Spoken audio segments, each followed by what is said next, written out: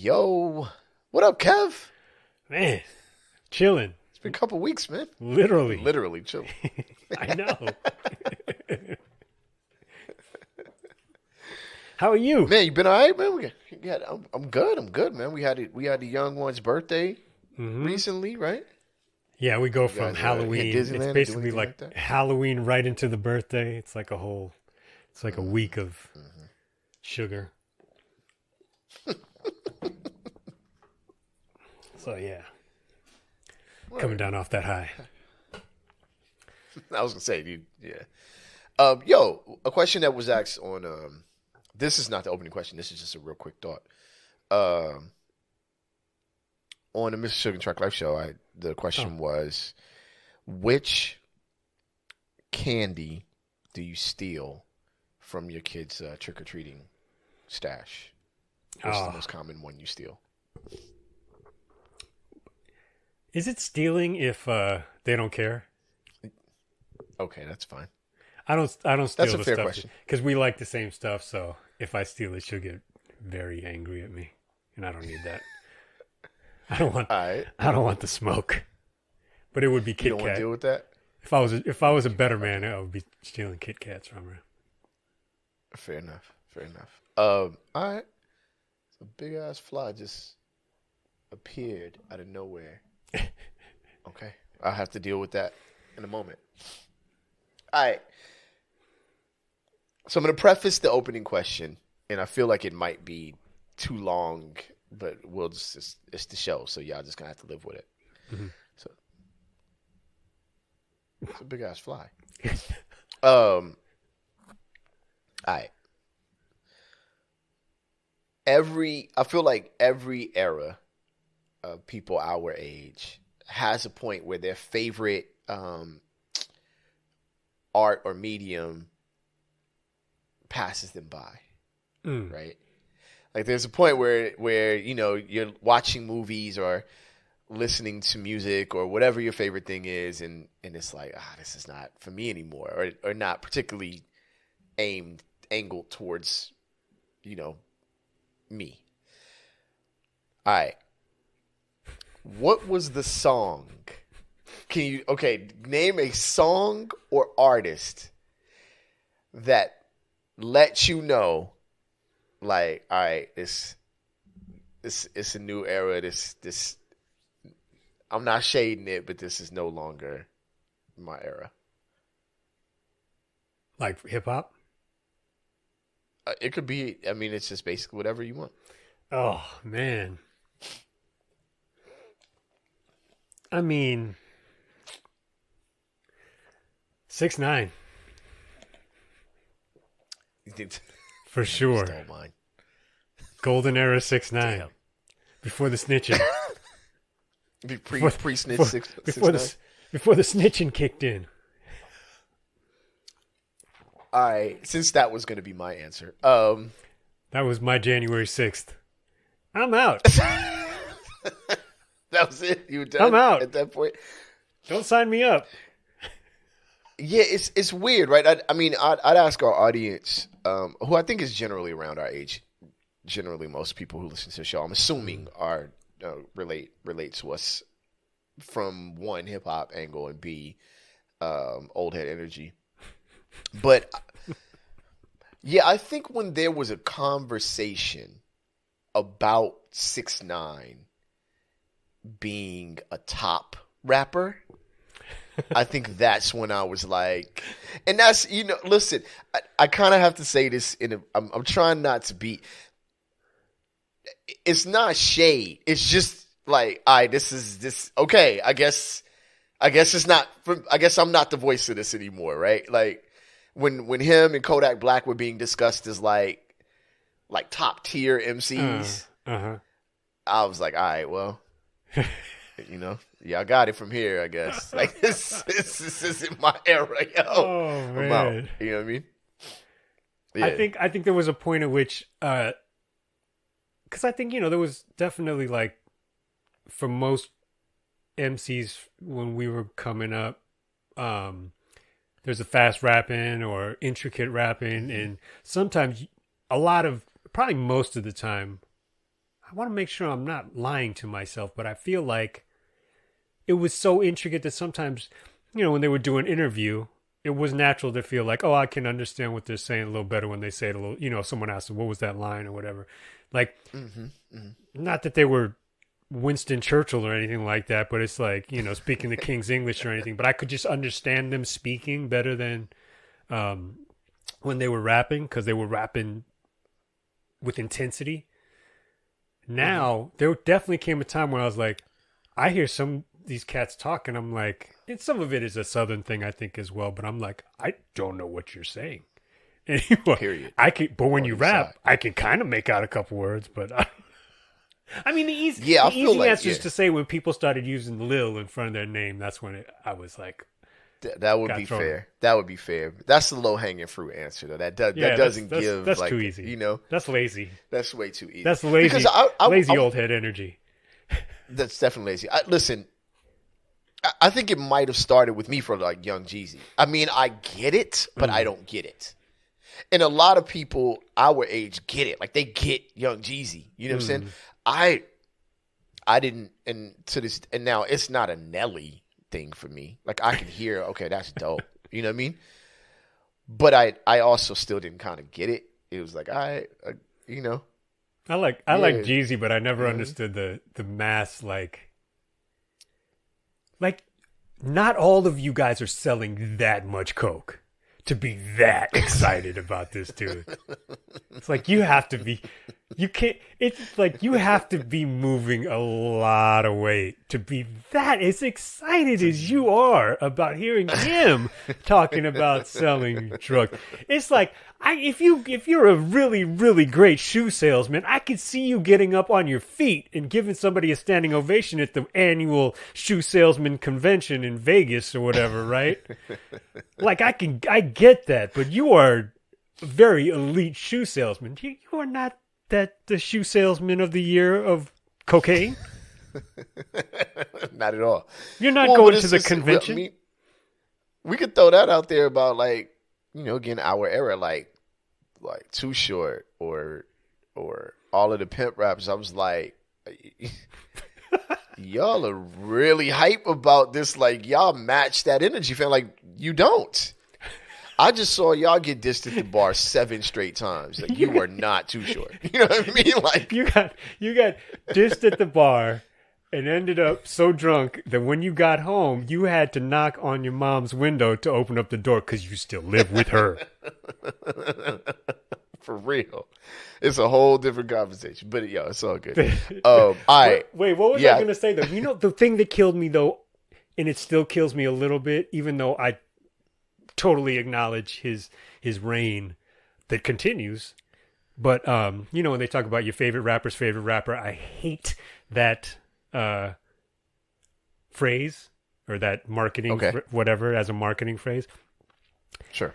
But there was this period where Lil Wayne was definitely my favorite rapper's favorite rapper, and nothing against him. I mean, I don't know much about him. I don't listen to a lot of his I try. But I was always like, I don't understand what you are hearing. Yeah, I'm gonna roll with you on this. I did. There was a weird point where like it was about a three or four song stretch where I was like, oh wow, okay, he okay. Well, matter of fact, I'll give it.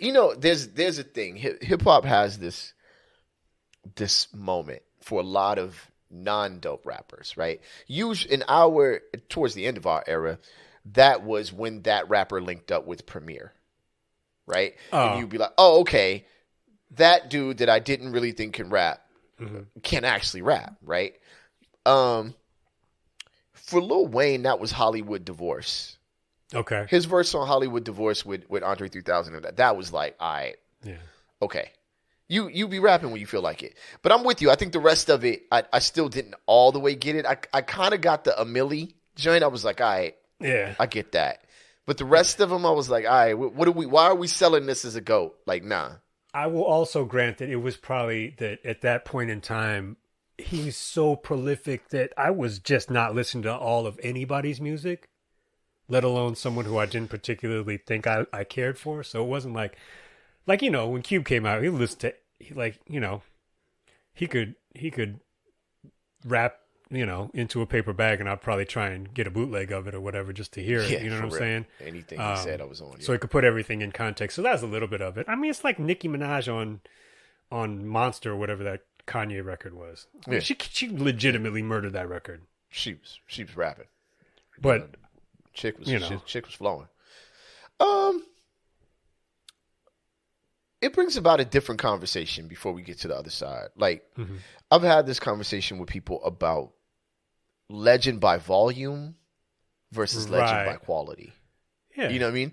And without going into names, because I want us to be able to keep a show and people keep listening, because there's some artists that you should just not diss. Like, and I look, there's a lot of artists. Don't worry, I know who you're thinking of. It's okay. Yeah, like, I was never.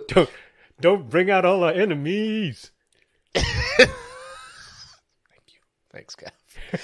No, I was like, okay, this is a legend by volume, right? And volume and influence in that dude's case, because I had mentioned last week or last conversation how people weren't actionable, right? But in all fairness, Pac was an actionable dude. So this also built the mystique of like the best rapper. And I keep categorizing a lot of artists as maybe most influential of their time, or maybe, highest volume producing. But I just feel like we should always focus on the actual rapping when we talk about best rapper. You know what I mean? And I know that it's subjective, and I know that there's quite a bit of argument. Well, I did like his verses more than I may have liked, Black Thought or Rakim or whatever. But to me, I just think that it's a flawed argument when you start adding in volume and influence. You know what I'm saying? It's just who was rapping the dopest. You know what I mean? Yeah. End of discussion for me, right? So Absolutely. That's where Lil Wayne falls for me. I think he was a legend by volume at that time. He's putting out so much music. He was like, it's like Drake. Before we knew, I'm going to throw this out there at you, Kev. If Drake didn't have ghostwriters, I might be like, for him might be one of the illest, not illest like overall, but might be one of the dopest mainstream rappers we had heard in a while. But then you find out he had ghostwriters, and you're like, okay, he's dope, but it's not the same, right? All the other rappers have to take the risk of writing their own music and living and dying by their own words. With Drake, he just became an artist, like I'm trying not to disparage, you know what I'm saying? But like a Britney Spears, like a pop artist. Mm-hmm. If somebody else is writing your lyrics, you know what I mean? Was that like that all along for him? I don't know. I don't know how long it had been happening, but I think once people found out it had happened, it was like, all right, well. Because he was a singer to me. Right. As far, and it, like, Successful was dope. But rap. Successful was dope. You sound like Silo. He wasn't doing no raps. You sound just like Silo talking about Lauryn Hill.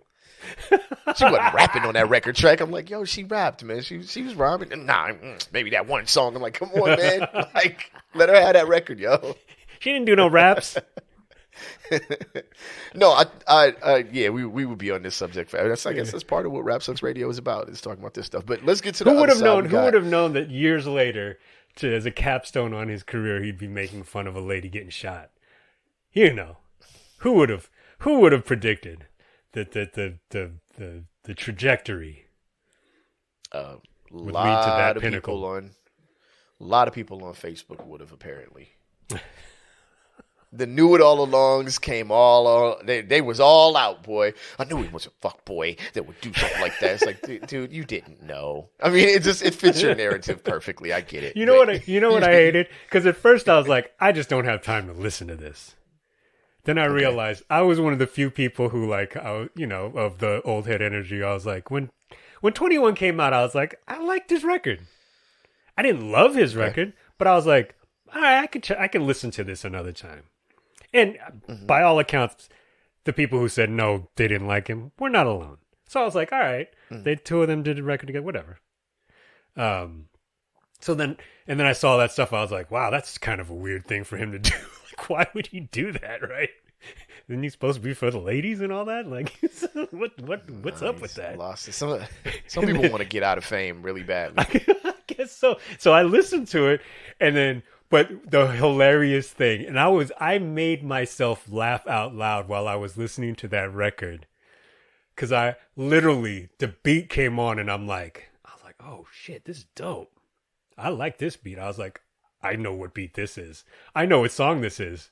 I had no idea what song the song title was. No idea what track on the record was. Didn't know which track I was listening to on the record. But as soon as that beat came on, I was like, oh, damn it, I'm not going to get to like this record because this is the record that he's going to... Oh, there he did it. He talked about it getting shot. God damn it, Drake. Couldn't just let me pull one song off of this sorry-ass album. You messed it up forever. You got an instrumental? Can I get an instrumental? What's up with that, man? That's me. Let me get a TV track. Let me get a little TV track where you talk about somebody else getting shot. How about that? And then you better not send me no TV track. And then was it Savage today who said that he would battle? He wants to do a versus battle against his whole freshman class, all the other people. He said that he would murder everybody in a versus or something like that. Was it him? Oh, word? I think so. Maybe. I think so. And I read that and I thought, yuck.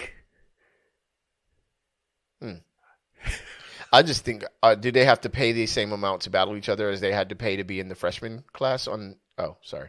Ooh, are they still recouping? I'm saying, how much does that cost again? I don't know. Yeah, a lot of freshmen were missed because they didn't have the check to be a top freshman. It's rough. All right, man. Let's go ahead and get to the other side, yo. Right. Yeah, we got some things to talk about. I feel like I might have noted a good premise for this. A lot of people trying to get out of fame. But yo, we're gonna get to the other side. Kev, you ready? Yep. All right, let's go. Rap Sucks Radio. Blah, blah, blah, blah.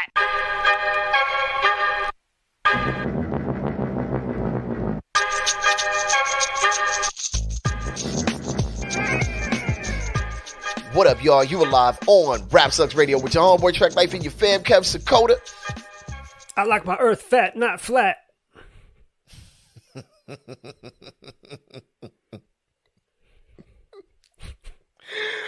Dude. Way to preface this conversation. Yo, thank y'all for tuning in, man. We appreciate each and every one of y'all. If you'd like to catch past episodes, you can go. Listen, I haven't done this in 2 weeks, guys. It's showing at this point. Let's start all over again.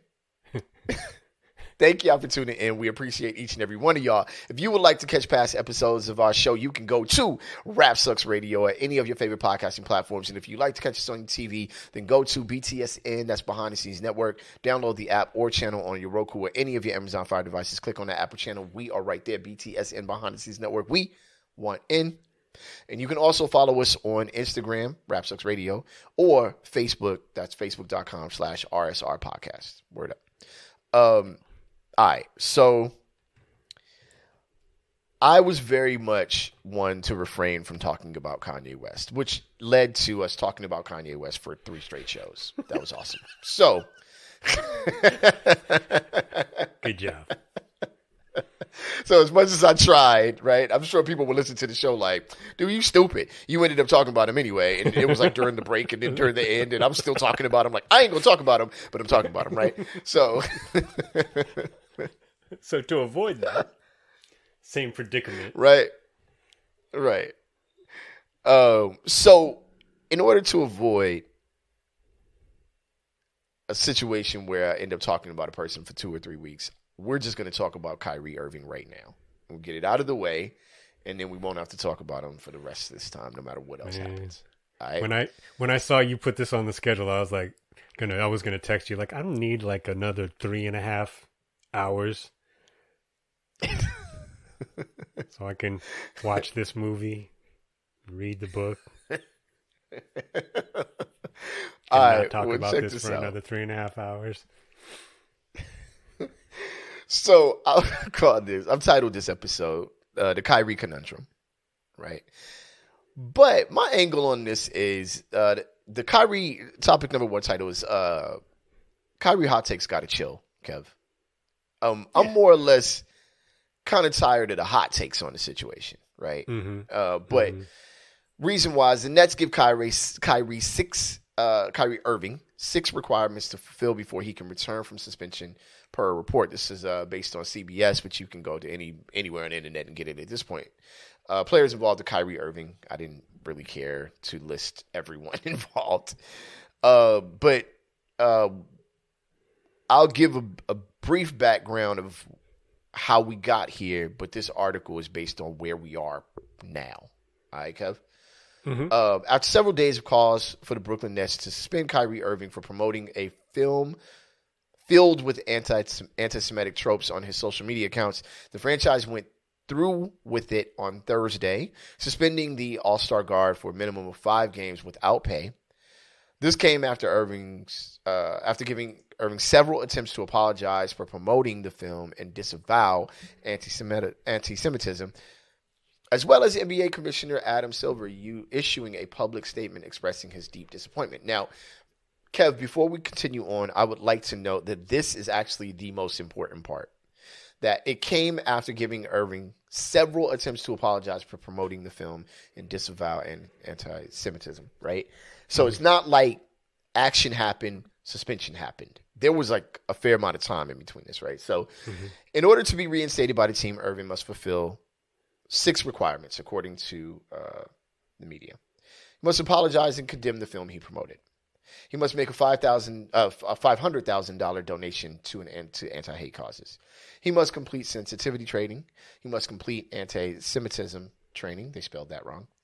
He must meet with ADL and Jewish leaders. And he must meet with team owner Joe Tsai to demonstrate an understanding of the situation. Okay.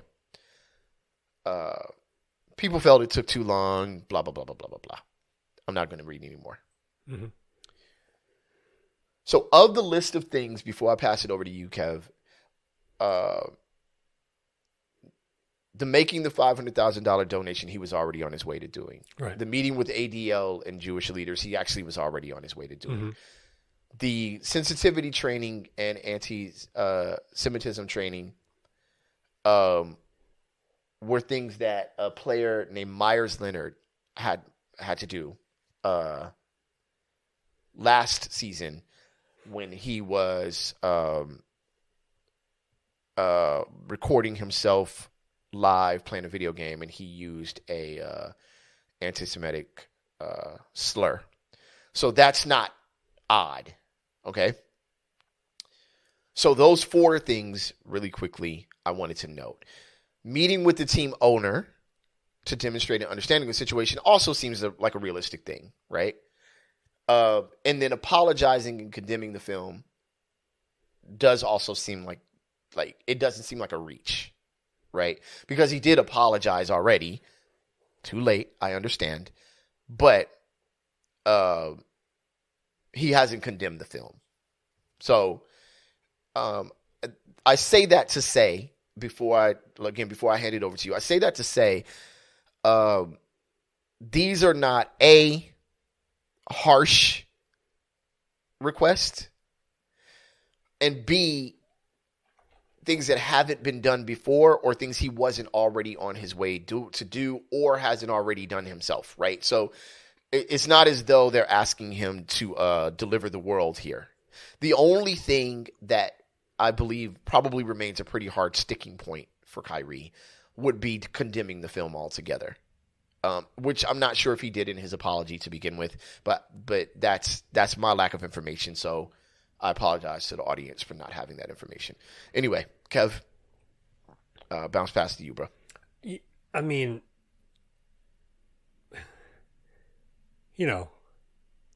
we talked about what a fraught thing it is for us to discuss anti-Semitism, being that neither one of us is Jewish. But it's not impossible. You know what I'm saying? and it's certainly not something that Right. we should shy away from. It's I don't think. From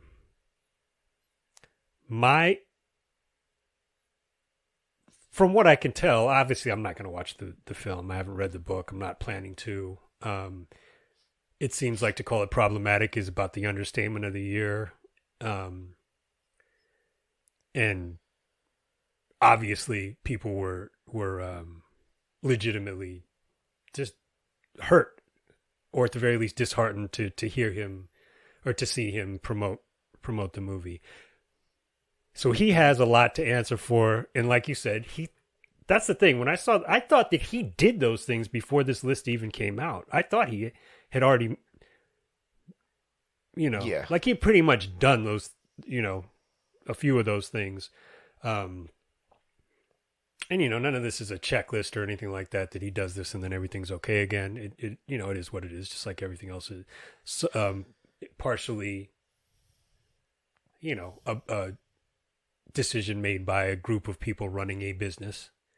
And that's not to say they did anything wrong necessarily, but there's a little bit of diplomacy and certainly, the crass way to say it would be there's politics involved in the decision making that goes around something like this.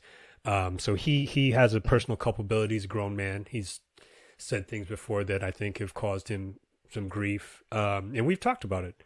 I had a little bit more of an issue though, and like looking at Twitter and seeing what all of the numbnuts had to say every day, like just the false equivalencies and the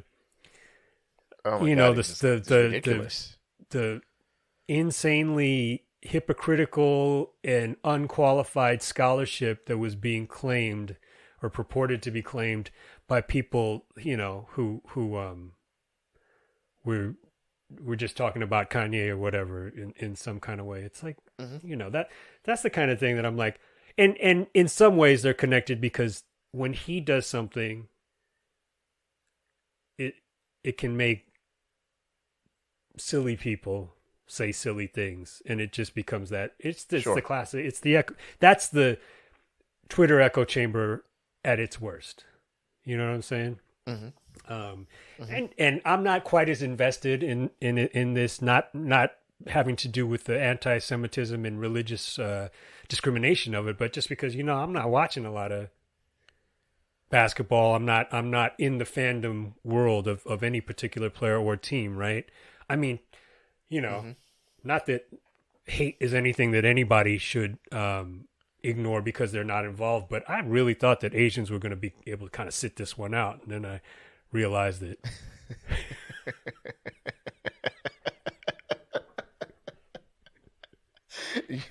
Listen, you guys are being drawn into everything more than ever. You guys, there's no more sidelining for Asians. Isn't Asian that his nickname? Sideline? Otherwise.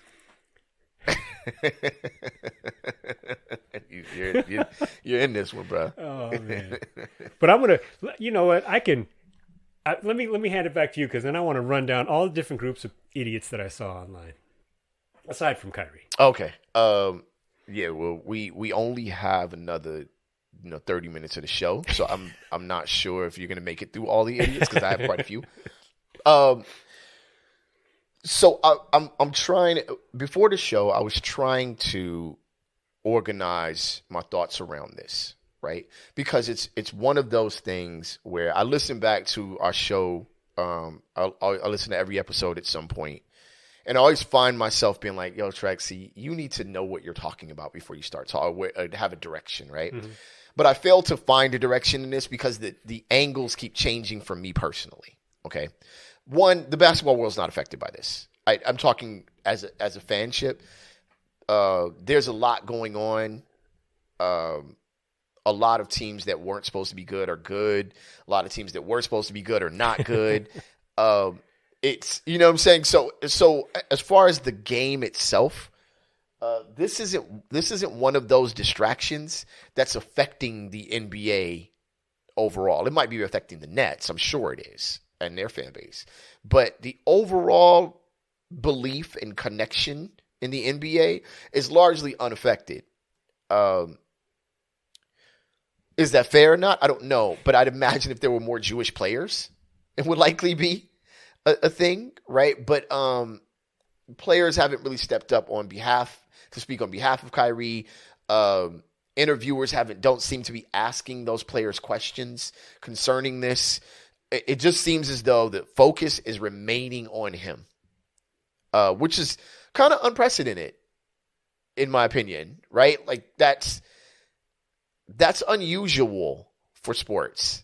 And it's definitely unusual for sports media to just be like, no, that guy. We want that guy, right? So as I reorganize my thoughts on this, I start with part one. Part one is it was wrong. And I think that we need to start with that. Posting a video with such misinformation and such hate is wrong, right? Whether that video does have some truths in it, as all lies do. But those truths are in several other mediums. So this didn't need to be the way that those truths were exposed. All right. This is also not off-brand for Kyrie Irving. Not so much the depth, the right, like, but the most notable thing about Kyrie Irving's Flat Earth episode was that in the end he said, "Look, I understand both sides. I just like the discussion." Right. You see what I'm saying? And I liken that to playing. Right? You have a platform and you're playing. Now, people are like, no, free speech, which is this big conversation we've been having for so many. Right. I make the same face. But again, I don't think free speech is being challenged here. I think accountability is what we're seeing, right? You can say something and also be accountable for it. Okay. Now, this is where the line shifts and I start to get to the dark side of this, right? I understand the sentiment and actually agree that when black men do anything, it's like the landslide shows up. Like now it's a war. You know what I mean? So a lot of people were saying, all right, well, what about all these? What aboutism is showing up? You know what I'm saying? And there's a lot of me that agrees with that. Empathizes with it, understands it, and has experienced it. You know what I'm saying? To where one person can say something, I say the exact same thing, and I'm in the principal's office for 8 weeks. You know what I'm saying? And the other person is like, oh, well, this isn't, their character. I'm like, well, I'm an honor student too. It's not my character either, right? Anyway, moving on from my past.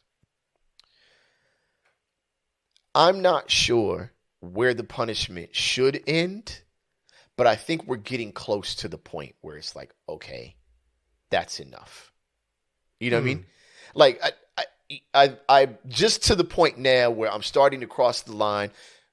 In the defense of the NBA, the Nets organization, and anyone else who was upset by this, Kyrie Irving should have come out and immediately apologized. Right? He should have he didn't have to condemn the video out and out initially, but if he would have just come out and said, "Listen, I apologize to anyone that was hurt by the anti-Semitism in this video," I think this would have gone a lot differently for him. But the fact that his first statement after was a bit coy and a bit avoiding an apology, I think that's where he got himself in the most trouble. I think even more trouble than posting the video initially, because he could have just said, "Oh man, I didn't even watch the whole thing. I caught the parts that interested me and I posted it. But man, my bad. I totally should have vet that, and my bad." People would have been like, "You so stupid," but they wouldn't have thought he was hateful. You know what I mean? So that's kind of the most organized my thoughts can be on it. There's quite a lot more that I would like to say, but I don't want to get to this point where I'm kind of like soapboxing and rambling on. Well, so I mean, part of it, first of all, I don't know. I don't know very much about, certainly about the Jewish faith. I certainly don't know much about the Black Hebrew Israelite movement. So it does become, difficult to try and have a strong opinion that is relatively unqualified in the facts. So I say that going in, I said that before, but part of me was like, was the flat Earth thing, was that just out of nowhere, or did he never connected that to him following these teachings, did he? Because there are phrases in the Bible that they point to that refer to a square Earth. It's like, yo, what? I mean, I was just like, I don't know. I mean, like, again, I saw him speak to the press during, whenever that was, a few days ago. It was the same thing I said about the COVID thing. I was like, he's not out there on a street corner on a milk crate, yelling at white folks walking by, which I've seen happen. And not that he should be, or that anybody necessarily should be, and not that that means anything pro or con. Part of me just thinks that on a practical level, like, his teammates, his fellow players, like, I don't know if anybody stuck up for him, but I saw a lot of judgment for, stars and commentators that were not standing up for him as much as they should have, according to, Joe Schmo on Twitter. And I'm like, yo, maybe they just got tired of, it's like, everybody's dealing with their own shit. Now you're going to throw this in, and I'm supposed to stand up for you after you were talking about flat Earths and you made the whole vaccine thing a rallying cry for when I just wanted to do my job. The boy that cried wolf is one of the most perfect stories in the world, right? Mm-hmm. Like, repeating an action to draw attention dulls the reaction to that, the response, right? Right. Dulls that attention, and eventually you get ate by the wolf. He, like I said before, man, this isn't new for him. You bring up the flat Earth thing and whether he had sided with any particular organization or whatever. The way that Kyrie put this was that we should be free to have this conversation. Right. Whether it's a lie or false or da-da-da, we should be. And I don't know if I all the way believe that. I feel like people should be able to talk about what they want to talk about, right? But I think what's factual is factual, and that's about the end of the story. And we end up on the other side of this quite a bit when we're talking about when we talk about critical race theory, right? People feel like, you shouldn't talk about that stuff in school. And it's like, okay, wait a minute. No, we should talk about it, right? Yeah. As long as what we're talking about is not hypothetical, hateful, or straight up lies. My point was simply that many religions, I would dare say most all religions, have some aspects of their teachings that are based on a certain amount of mythology. And when I say mythology, it's made up.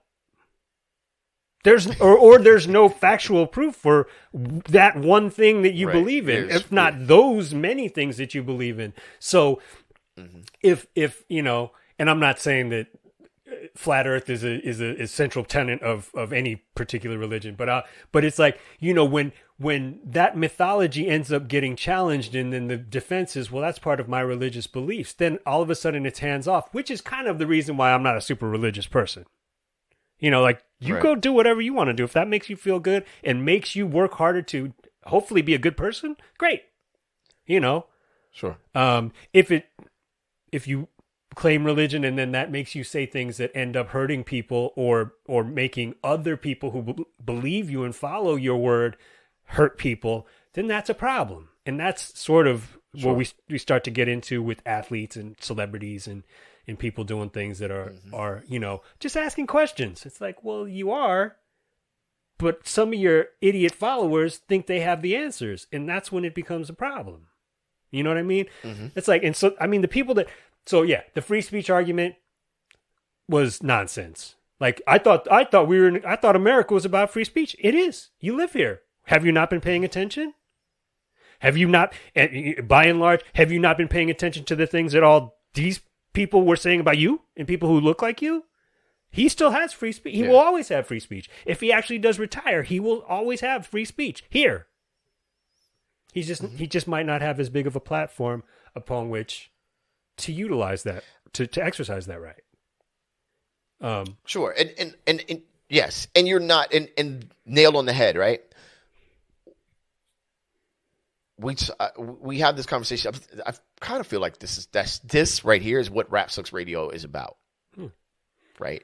Someone speaking in a manner that hurts people or undermines their success and suffering a consequence for it or not, and we as two people who don't have that large of a platform, right, discuss why try to figure out why you're so bothered by losing your platform. You know what I mean? Like, what did you think was going to happen, right? Or why do you deserve an audience under those circumstances, no matter who you are? Yeah. You know what I mean? Like we were talking about Halloween. If my kid goes and puts in the work and walks around 15 blocks and comes home with, 80 pounds of candy, she can eat a couple pieces or she can try and eat all the candy in one night. But if she tries to eat all the candy, one, she ain't going to do it. And the next day I'm taking the rest of it away from her. She doesn't have her sugar platform anymore. This is all infinitely more serious. But I mean, I don't even know why I look at Twitter. I look at Twitter. It's like, and most of it was because I wanted to see how Elon was progressively going to screw things up, which is actually kind of entertaining. But like, you get the group of, you got the free speech people. Then you got the people making these self-righteous arguments about how principled they see themselves and how they would have handled things better if they were, anybody from Kyrie to Shaq to Adam Silver to Charles Barkley or whoever, right? Mm-hmm. And I'm looking and I'm like, there's a very, very wide chasm, a huge difference between Kyrie's 4.5 million followers and your 14 people who read every fucking 8,000 tweets that you post, all day long. You look like a bot, you silly son of a bitch. But as long as you have your principles, that's fantastic. And then I see people said, I've now watched the movie 5 times. I don't know how you have that amount of time, but I've watched the movie 5 times and no lies were detected. And right off the bat, I'm thinking maybe, the Hitler fan fiction probably sort of off the rip should have, made you not say that and made you maybe only watch it 3 times or whatever. But, like you said, every hateful lie has a kernel of truth upon which to build that shaky, sure, foundation. And that's, I wish people would just realize that when they genuinely experience, because we have all experienced some sort of unfair prejudice or hate directed at us. And by and large, right, it's based on some bullshit. And if you're going to accept it when it's not talking about you, but you want to cry when it's directed at you, that's a little bit hypocritical. It's kind of a lot hypocritical. It's kind of the whole conversation. And then there's all these, I'm going to boycott the NBA and Nike and everybody else. It's like, go ahead.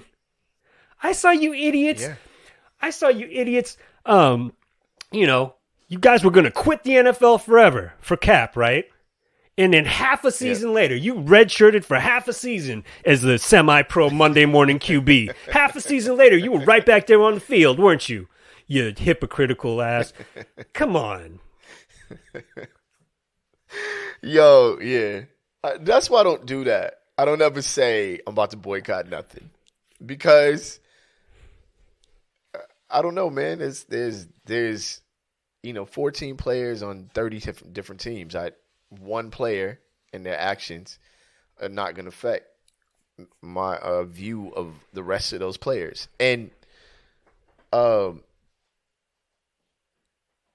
with the idea that a person has a platform that is valuable to them, you see what I'm saying? I for whatever it's worth, I value those that are that follow or pay attention to the things that I post. I genuinely value them. I may say things to antagonize that might antagonize some of them, right? But it's really not deliberate. It's just how I feel, and I know the people that are going to feel opposite of that, right? But if you don't care what you say, then you don't care about the response to it. That's how it goes. If you're not concerned, right? If you're having a flat earth conversation because it's just a conversation, why is everybody so mad? Okay, well, then you don't care about the response, right? But if you're going to go as far as to attempt to make a statement, miss the mark almost entirely, you know what I mean? And then not have the wherewithal to understand that you've hurt a group of people and you should apologize, not have the empathy to recognize that if you were in that position, you would feel slighted. Then I don't know what to tell you. Yeah. You know what I'm saying? I don't know how to explain to you or anyone who believes or follows or listens to you that it works both ways. You know what I'm saying? And that's just how this works. I mean, you know? And that's the thing about him that just puzzles me because, again, my take, I'm like, it to me comes off like a fairly soft-spoken fella. Yeah. You know what I mean? And he said, I denounce hate in all its forms. I was like, you were the form in that situation. Right. So, you know, Yeah. you got to kind of either take accountability for it or, you know, just if that's how you feel, then that's how it came across. And it's not a perception thing. It was, you know, and the people I saw who were, I gotta, you know, I ignore people who were like real extreme on anything, but I know a lot of people were just like, I'm really just kind of disappointed. And I mean, I'm a grown man, but my feelings are a little bit hurt by this. This is kind of whack. Like, you know what I mean? It's like, fair enough. That makes sense. That's like, I'd be pissed. You know, I mean, and there's no reason I shouldn't be pissed just because I'm not Jewish, but you know what I'm saying? It's like, yeah. But I didn't see, you know, none of those people like cheering and, you know, that, because like you said, he did all those things, all the supposedly hard things that most people were pointing to, he did. But he didn't just say, I shouldn't have done it. It was, you know. Correct. Right. He took it down, should have been that. Well, okay. But we have he's not a mutual friend, but you know this dude. I'm not going to say his name because that's not fair. But he's a friend of yours and somebody that was in a Laker forum with it. And I fail to see how you would even know a person like this. But either way, I watched him, though, try to speak a shining moment for this dude. He tried to speak reason into this to others who were very much, you know, disappointing in their response to it. And he failed miserably. And I saw him kind of like, oh, damn, like, like, yo, y'all want to believe this. Y'all want to martyr this dude. But I hope people really understand, like, in these moments, and this is a byproduct of all of this. Like, I'm tired of people making struggle puppies out of black people, right? I'm tired of people making like struggle puppies out of everybody, right? When something goes on, then you want to jump in and defend them, right? And that's what this Kyrie and Kanye West thing has shown me, right? I don't feel like everyone who speaks on your behalf genuinely respects you anymore. I feel like it's just become part of the thing to do. You know what I mean? It's a thing now. Oh, this is outrageous. I don't like Jews, is what this person is saying. So Kyrie is right. And now you're pro black because of this moment, right? You're not black. But you have an issue with this other group, and Kanye and Kyrie are now the, you know, the heroes to you. You know what I'm saying? Yeah. I mean, but I go back to this really quickly. Yeah. I go back to this. No one's doing anything. No one is actionable. So this is all entertainment. None of this is genuinely progressing towards any growth for the people on both sides of the argument. You know what I'm saying? So through all of this, all of your high signing and your platforming and your performing and your rocking, you kicking it. You kicking God, name, game, and knowledge on Twitter. Like, you killing it.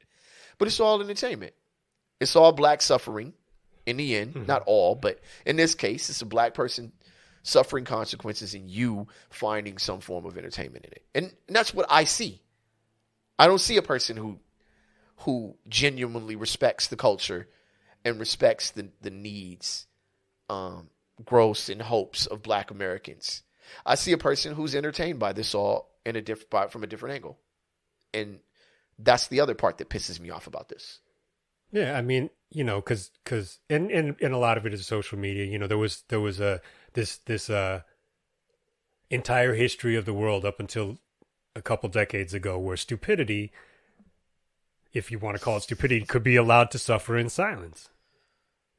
You know, Sure. And by and large, it could be kind of left at that. But now, yeah, it's like, you know, your 280 characters sit right there next to someone from the Anti-Defamation League, sit right there next to Reverend Al Sharpton, can sit right there next to Barack Obama or David Duke or whoever else is on, Elon Musk, you know, the richest man in the world. Mm-hmm. Your little writing can be right there next to those people, right? And because, you know, you want to speak definitively on the hearts and minds of every Jewish person in the world because you met one Jewish person in your life and maybe you had an experience where they didn't treat you right, you can go on and use your 280 characters to look for a brief moment as important as any of those other people. Not that they're good or bad, but as important or as prominent, right? And all I would say is, well, when that person treated you bad, I believe you. Maybe you had a bad experience. What did you do about it? Did you talk to them? Did you stand up for yourself? Or is the only strong part on your body not your heart or your mind, but just your thumbs? Because you jumped on there real quick. Was there a vast global conspiracy to bring failure upon you in that one circumstance, you and your 14 Twitter followers? And did you not do anything about it? Did you not get up and try and figure out if maybe you were right and you are worthy and you are the best around and maybe not fail again because one man or one woman shouldn't be able to hold you down? Or did you just jump on Twitter and exercise your thumbs again for the 1 millionth time today? You know? Yeah.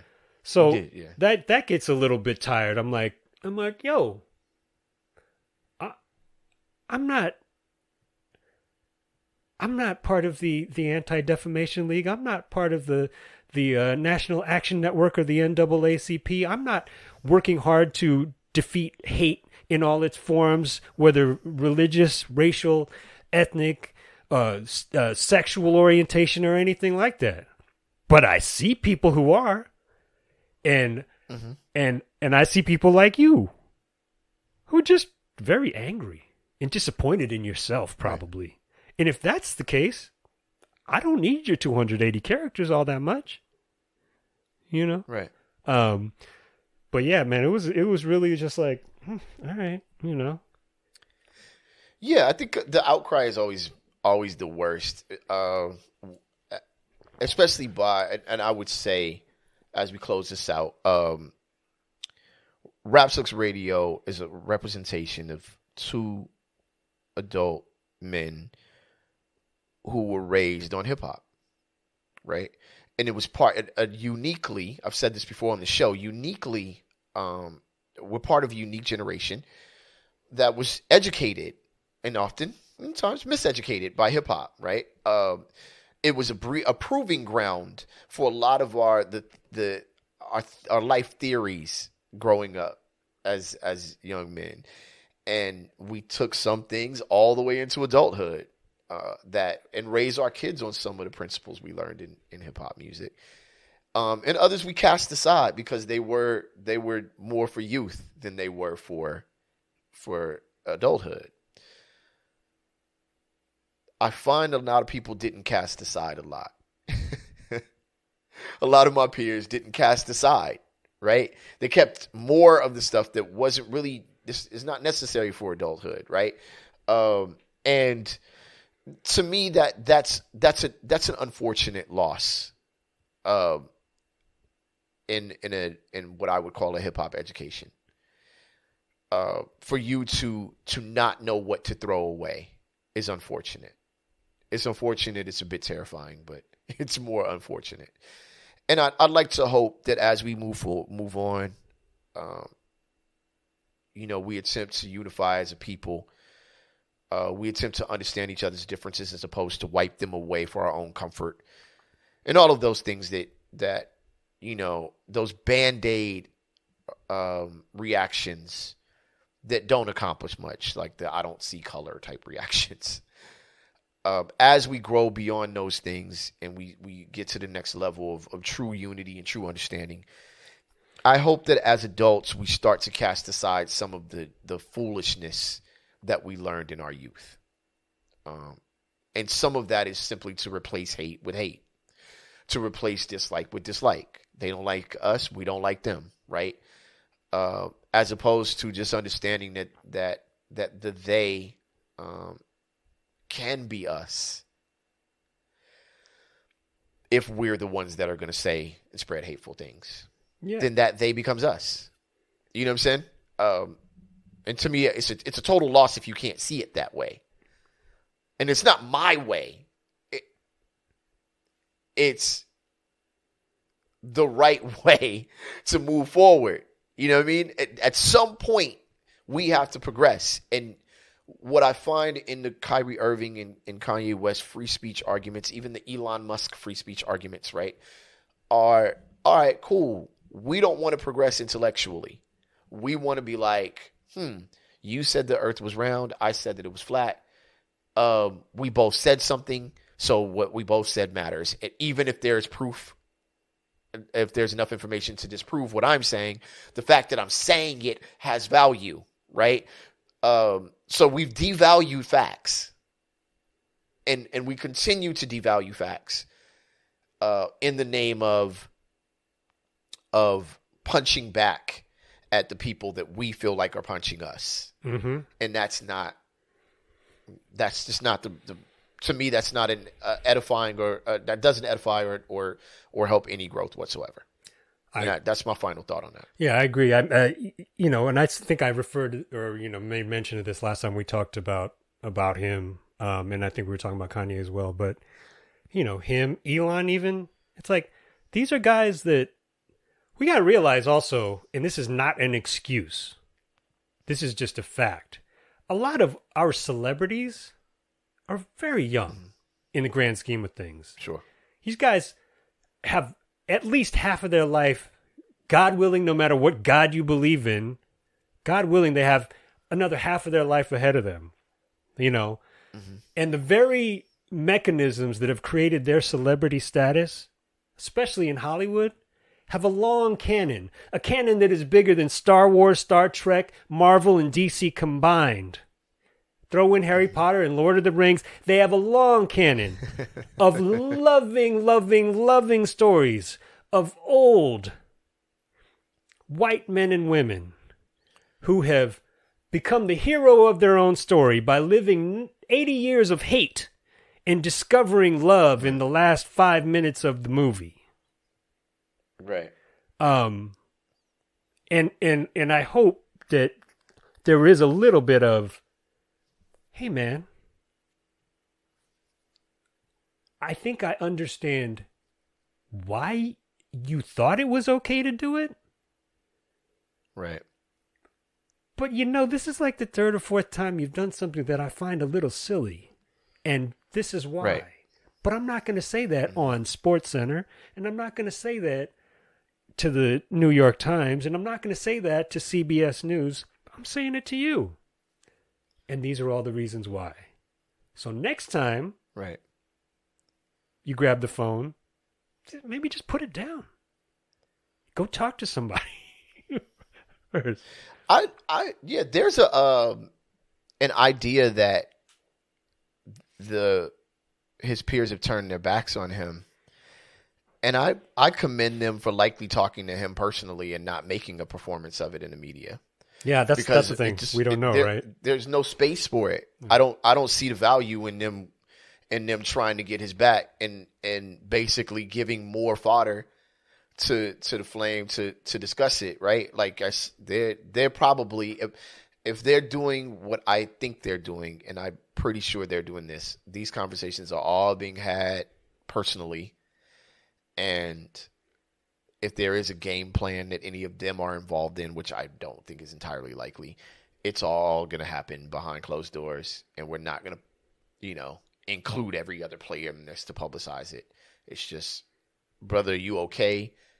Bro, I disagree with you here. You know what I'm saying? Etc. I'm glad that this is, I think this is one of the first times, and a lot of people are going to disagree with me on this because they like public statements, and I do understand that sentiment, but I think that it's excellent that nobody's out there pop locking. Mm-hmm. You know what I'm saying? Like, out there grandstanding for the media, be like, yo, I got Kyrie back, and that's my guy. Or, I don't know about Kyrie right now. Like, nobody's saying anything, which leads me to believe that a lot is being said behind closed doors, likely directly to him. Yeah, and there's a lot of agents earning their paychecks over the last 10 days. That's true, too. That's like, true. all you have to do is shut up. Please shut up. All right, so, we're out of time, but we would be remiss, man, like if we didn't say rest in peace to Tame One and Hurricane G. I didn't have the pleasure of meeting either one of them, but I did have the pleasure of being raised by their music. So, I mean, the losses continue to pile up. Yeah, man.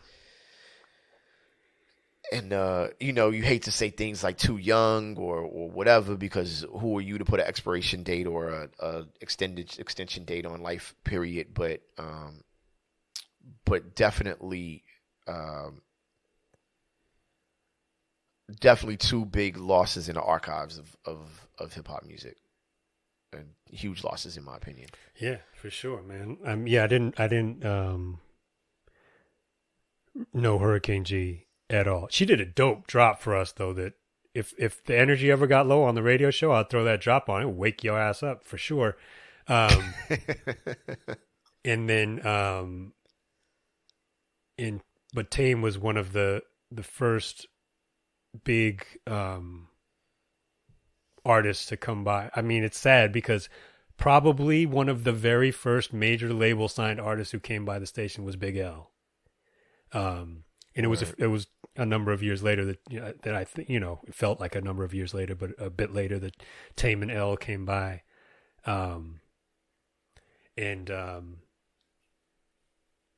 Just very, very cool. I don't know Chaos, their DJ. But yeah, man, that whole team, man. Jen Norwood, she worked her butt off for that record, and man, they were everywhere in LA for that launch, you know what I'm saying? And then years later, I got to know T-Ray, who produced Wrong Side of the Tracks, along with so many other hip hop classics, and I know it's just it's tough, man. It's tough, man. Because they're really cool, funny. Tame's funny as hell, both of them, but they would just come on and turn it on, you know what I mean? So yeah. Everybody, please take care of yourselves. Yeah. Do the best that you can. Yeah. All right, y'all. Thank y'all for tuning in, man. We appreciate each and every one of y'all. Sorry for the 2 weeks. Actually, I'm not sorry, man. I needed the rest, but, yep. But you know, you guys can catch past episodes on rapsucksradio.com or any of your favorite podcasting platforms. You can also catch us on BTSN Behind the Scenes Network. Download the app or channel on any of your Roku or Amazon Fire devices, and we are right there with plenty of other dope content. Behind the Scenes Network, BTSN, we want in. And also, you know, Instagram, Rapsucks Radio, and Facebook, facebook.com/RSR Podcast. Thank y'all once again. My name is Trek Life. That's your fam, Kev Sakota. That's right. We out of here like last year. On the count of three, we say peace. 1, 2, 3. Peace. We out, y'all.